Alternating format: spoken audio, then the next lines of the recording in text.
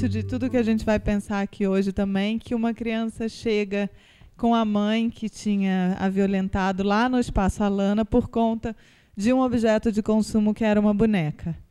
E aí a presidente do Instituto começa a pensar que, bom, o problema do consumismo não está mais restrito só às classes mais favorecidas que têm o poder aquisitivo para dar e tem que driblar e dar limite, dizer muitos nãos, e isso está chegando, principalmente com a ascensão da classe C, D e E ao consumo, isso está chegando na periferia e nas classes menos favorecidas, e aí a gente tem um problema muito maior. Já que esse tema ainda não era conhecido e reconhecido no Brasil como uma pauta importante para a infância brasileira, a gente começa um trabalho forte de mobilização da sociedade civil para que enviem denúncias de publicidades consideradas abusivas e enganosas, e aí o Instituto fazia um papel de cobrar dos órgãos competentes, que agora, sim, o tema já entrou na agenda nacional, eles não têm como deixar de falar sobre isso, e a gente precisa, no fundo, que a causa vire movimento e vá para a rua.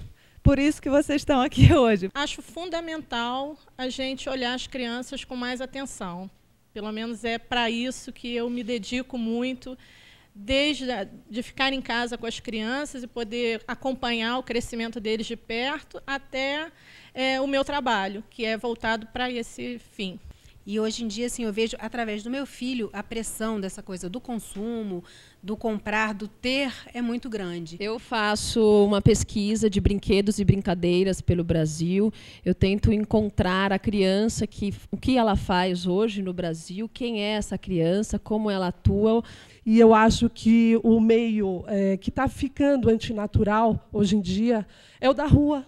Eles parecem que têm uma vocação muito grande para se relacionar através dos meios de comunicação, que eu acho muito importante questionar, mas parece que estão esquecendo as ruas. A telespectadora, enfim, o telespectador, eles querem dicas, eles querem a receita do bolo, ó. Eles querem saber como é que você faz para o seu filho comer bem, como é que você faz para o seu filho dormir às 8 horas da noite, como é que você faz... Eles querem a super nani. Eu falo, nego, caguei, eu não vou dar. Entendeu? Não vou dar. Não tem a resposta. Não tem. Porque a resposta dela vai ser diferente da dela, que vai ser diferente da minha. E acabou. Entendeu? Então, eu sou avessa à teorização. Eu acho que é um negócio tal do clichê. Exemplo, como é que eu lido com o consumo, né? Como é que a minha casa funciona dentro desse cenário, né?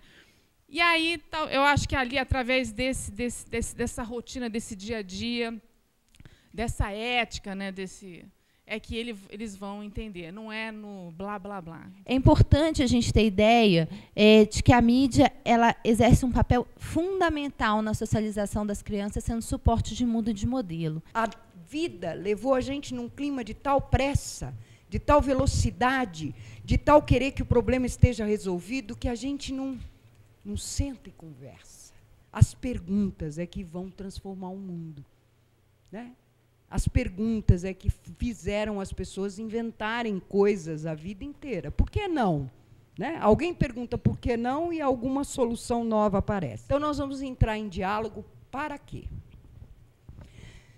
É importante a gente influenciar a mudança da propaganda para a criança, para transformações que nós queremos ver no mundo? O que mais nós poderíamos fazer? A gente passa, a trabalhadora de classe baixa, ela chegou, quando a gente chegou na moderna, não havia nada. Atrás, politicamente correto. Ela vai falar, mãe, a Mattel, por exemplo, eu estive na Mattel, inclusive nos Estados Unidos, né, é absolutamente incrível, assim, aqueles galpões, aquelas baias, né, das pessoas trabalhando, e todas as paredes, elas são expostas com fotografias, principalmente o setor Barbie, né, onde que são fotografias de todas as Fashion Weeks do mundo inteiro, assim, e é onde elas são inspiradas, né, então o brinquedo é do adulto para o adulto, não tem uma relação aí direta, ou assim, ele quer ensinar alguma coisa para o outro lado, né? Então, ou é isso, ou é aquela coisa de que eu quero passar um conteúdo como se o brinquedo, você compra um e leva dois, né? Que assim, eu compro uma coisa que diverte, mas que ensina ao mesmo tempo, ou seja, é um pacote dado desse sentido, né? E que isso menospreza, né, toda a forma de aprendizagem da criança, que não tem nenhuma relação direta com que encaixar um quadrado vermelho num espaço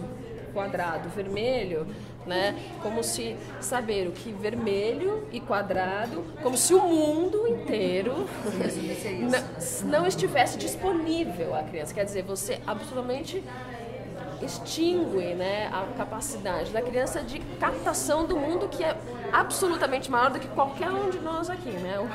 Na verdade, a Barbie, ela não só está incluído aí um modelo de ser, né, esteticamente falando, como um modelo de mulher profissionalmente. As escolhas femininas, de alguma maneira, elas estão incluídas ali no sentido da Barbie. Não que a criança não possa pegar a Barbie e o Power Hand e trabalhar e brincar que são casados e tudo mais.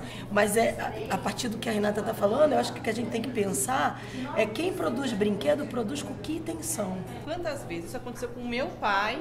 E às vezes a gente tem que se policiar para quando acontecer com a gente. Você gosta de um brinquedo e quer que seu filho tenha um brinquedo. É incrível, e você cara. Quer comprar. O pior você quer é isso. Você. Autorama. O que é autorama? Quem paga? Quem é que paga na hora, no final? Você imagina o pai falar assim, isso aqui é bobinho, filho. Porque os brinquedos, né, a televisão, o universo de hoje em dia quer preencher todos os espaços da criança. Primeiro que preenche todos os espaços da criança são os pais. Não, mas total. Mas eu acho eu estou em casa, eu estou trabalhando, não sei o que lá, então eu vou botar livro inglês, a natação. A gente limitar o tempo das crianças em frente à televisão, eu acho uma das coisas mais eficientes que eu faço na educação dos meus filhos. A sociedade ela se estrutura de um jeito em que nós mães nos sentimos, estou sendo cruel por tirar meu filho da televisão, porque eu tenho a obrigação de dar a felicidade para ele. Eu acho que existe esse peso que a gente tem, assim, meu filho não pode se sentir excluído, ele não pode ser diferente, ele não pode fazer o diferente. Existe um certo pânico, né? Falar, é mulher, a culpada é a mulher. Isso aí individualiza o problema. A gente vive numa sociedade que não tem nenhuma infraestrutura para a mulher trabalhar fora, que não tem creche, sabe? Esse que é o problema. O problema é o modelo de sociedade que a gente adotou. A gente tem que lutar contra esse modelo de sociedade, não contra a pobre mulher que tenta equilibrar, assim, tenta fazer tudo que a sociedade espera dela ao mesmo tempo. Meu filho vai assistir TV ou não vai assistir TV? E a partir do vídeo Criança Alma do Negócio surgiu um debate. Numa alimentação orgânica e o restante da turma só leva salgadinho de pacote. Mas eles também falam, não, isso é o bem do coletivo, isso é o bem da criança. As discussões que eu participo na minha vida comum, normal, não passam por questões tipo parto, amamentação, televisão, consumo. As pessoas não estão discutindo isso. Queria acrescentar só que não é só a TV. Nós chegamos à conclusão que não é só a TV. Eu dei até exemplo de um filho de uma amiga minha, que eles nem têm televisão em casa, mas da mesma forma a criança quer o produto e descobre quem é o personagem X, etc. Mas eu acho que precisa ir além e tirar essa sensação de que a responsabilidade é dos pais. A gente não pode ficar individualizando a culpa. O pai deixa assistir televisão o dia inteiro, ele é um demônio, entendeu? Não é assim, entendeu? O Estado tem que prover meios para que esse pai consiga educar seu filho direito. Acho que a gente chegou num ponto interessante, porque a gente discutiu muito a relação da escola com as famílias, né?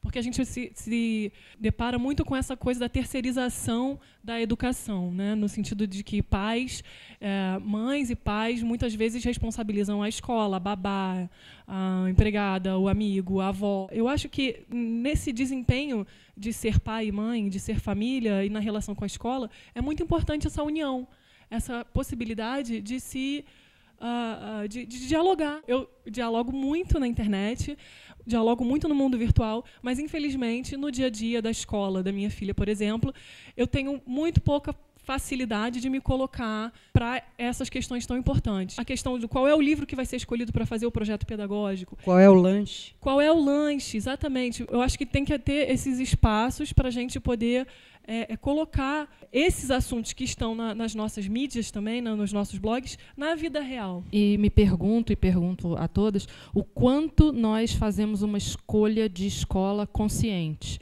Até que ponto a gente se aprofunda nessa questão, já que a criança passa ali 5 horas por dia e a gente espera também tanto da escola. A gente está falando de uma escola privada. Maravilhoso que a gente consiga, né? É ótimo, mas e o Brasil? A gente tem que falar de uma educação ampla. Claro que a gente está falando, eu não quero diminuir, não quero radicalizar, mas eu acho que se a gente não pensar nos outros, nos filhos dos outros também, essa discussão toda vai adiantar para nós sempre, mas, sabe, e o país? A educação deve ser uma proposta integral. É sociedade, Estado e a família todos juntos pensando, porque essa criança ela vive numa sociedade. Ela vai crescer e vai ser um cidadão igual a todo mundo. Né? Essa é a maior revolução que a gente está, que eu, pelo menos eu vejo, é que toda ação hoje em dia tem uma reação. A gente tem voz também. Cada uma de nós tem voz. E isso é muito importante.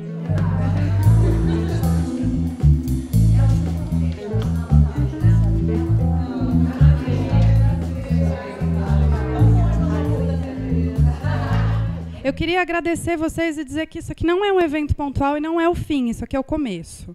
É assim, pelo menos, que eu estou enxergando. É o começo de uma relação do Alana com vocês, de vocês entre vocês e da gente com a sociedade. Então, acho que é por aí. Então, muito obrigada de novo e a gente está à disposição.